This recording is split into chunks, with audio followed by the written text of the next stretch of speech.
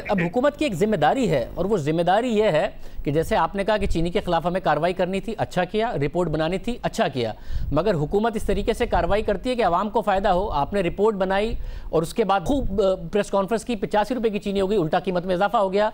Pilots ground करने थे आपने जिनकी जाली डिग्रियाँ थी, पीआईए ग्राउंड करवा दिए उन्होंने।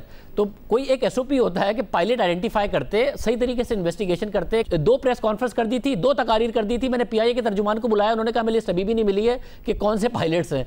तो ये क्या कि आज काबीना में इस पर नहीं हुई तनकीद, इस पर बात नहीं हुई? जरूर इस चीज को बहुत ही थरली डिस्कस की गई और अगर आपने फॉलो किया हो मेरी प्रेस कॉन्फ्रेंस को तो उसमें हमने एक कम्युनिके भी दिया है जो कि अंग्रेजी में मैंने पढ़ा, जिसका मकसद यही था कि हम अपनी इंटरनेशनल या वो लोकल उसको कि इट कुड हैव बीन ये जो हुआ है, ये जो है इसका बुनियादी तौर पे कोई ये वजह ये नहीं है कि हमारे पायलट्स, मैं खुद पायलट हूँ, मैं खुद एयरफोर्स और कमर्शियल पायलट लाइसेंस होल्डर हूँ।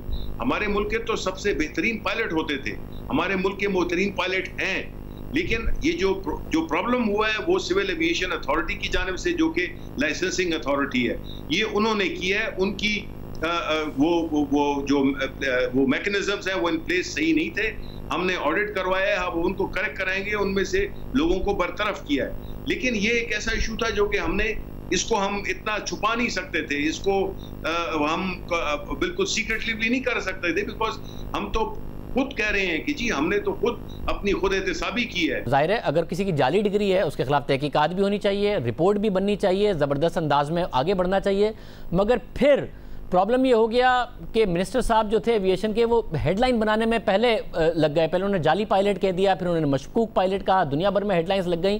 तो पीआईए से हम पूछते रहे, पीआईए वालों को भी नहीं पता था कि भाई आपको पता है कि आपके कौन से पायलट्स के जाली लाइसेंस? उन्होंने कहा नहीं, हमें अभी तक नहीं बताया मिनिस्टर साहब ने। तो अगेन क्या हैंडलिंग में मसला हुआ जिसका आज काबीना में भी डिस्कशन हुआ है?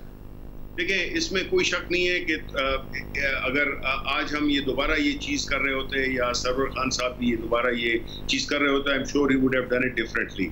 लेकिन असल चीज़ ये है कि बजाय हमें अपोलोजेटिक होने के कि हम ये काम कर रहे हैं, हम तो बड़ी प्राइड के साथ कहते हैं कि जी हमने तो ये एक रिफॉर्म प्रोसेस इनिशिएट किया है, जिसकी बुनियाद पे जब कोई भी वाकया होता है, जिस तरह की शुगर प्राइसेस बढ़ गई थी तो हमने इंक्वायरी इनिशिएट की है and we took it to the logical conclusion.